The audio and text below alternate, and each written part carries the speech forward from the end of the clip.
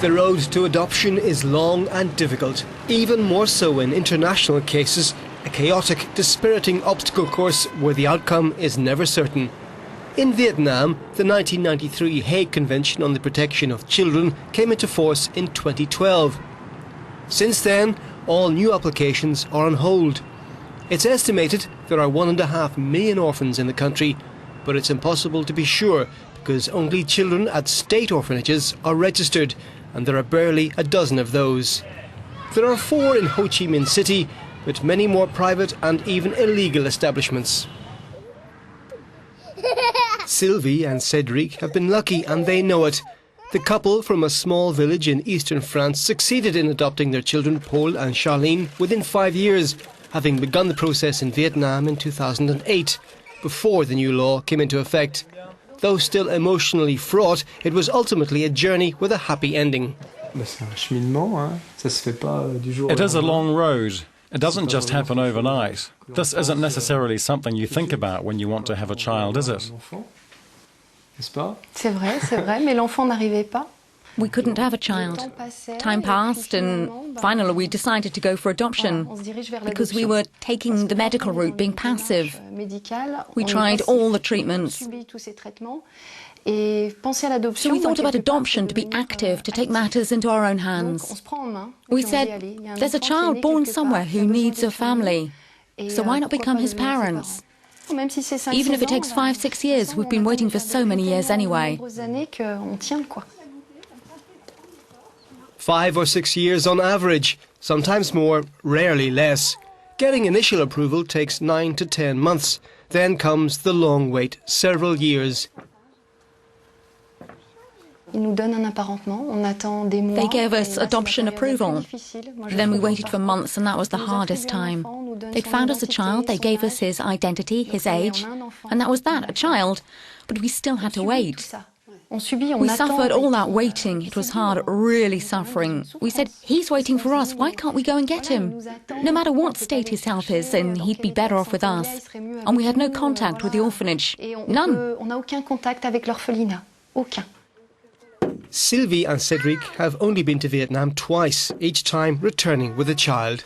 After months of waiting, they were suddenly given 3 weeks to come and collect their adopted children. It was really emotional, because we didn't know the child, we'd never seen him, no photo. We didn't know what he looked like. There were lots of children in the room, and they said, here he is.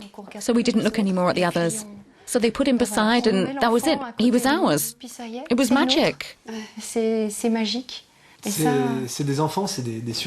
kids, they're survivors. They're still there. They hang on despite being abandoned. That's where they get the strength when they meet their future parents.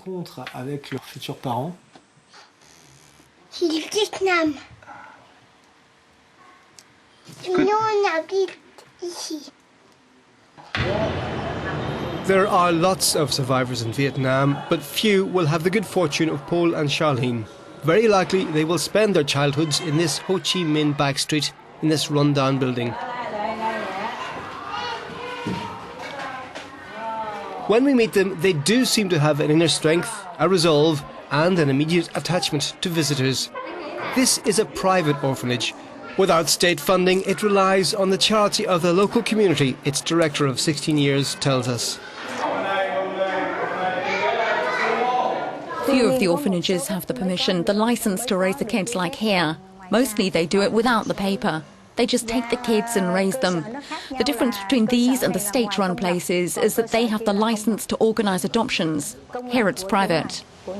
It's unclear how many places like this there are in Vietnam and how many children grow up without families. Here the kids aren't adoptable, but even if they were, international adoption has become very limited since the new law came into effect in 2012.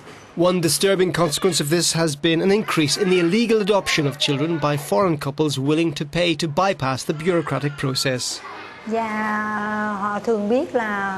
Foreign couples usually come here just to visit. They know that when they want to adopt, they have to go other places. But yes, some come and try to buy children. I don't allow it. Other places do.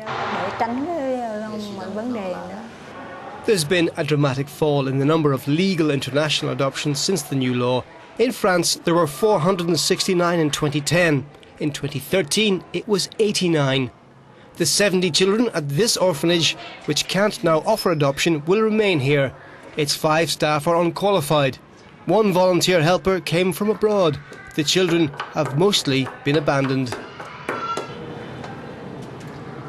C'est les mères qui en veulent pas, parce que it's the mothers who don't want them. Single mothers believe they won't get a husband if they have a child. Also, in Vietnam, if one parent dies and the other remarries, in general, the children of the first marriage end up in places like this. Se retrouvent dans des endroits comme le nôtre, à l'orphelinat. Given the circumstances, wouldn't these children be better off adopted? Dominique Broncard is not so sure. Adoptés par qui? Par des Vietnamiens? Adopted by who? By the Vietnamese? Are there lots of Vietnamese who are appropriate for adopting children? Or by foreigners? I know the Vietnamese. They're attached to their homeland. They hold on to their roots.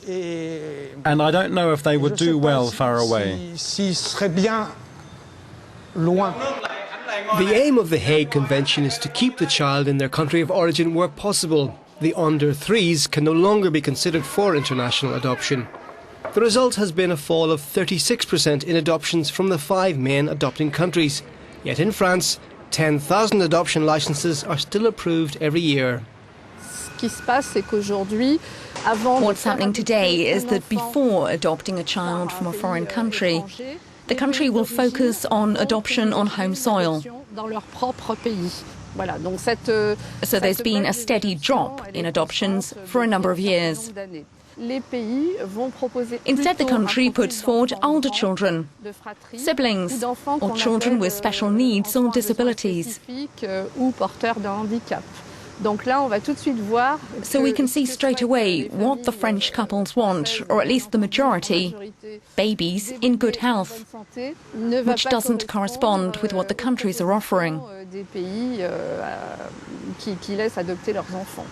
A gulf has opened between what would-be adopters want and what authorities are allowing. Meanwhile, the number of children needing families grows. I put myself in the place of the parents who want to adopt and for whom the door is closing. It's really sad. I don't know how the situation can change.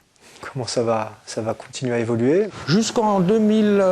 Up to 2007 or 2008, we had 40 children here, so we knew them very well. With 70, you just can't take care of them as well. And in countries like Vietnam, there's little hope children like these will be adopted by local couples.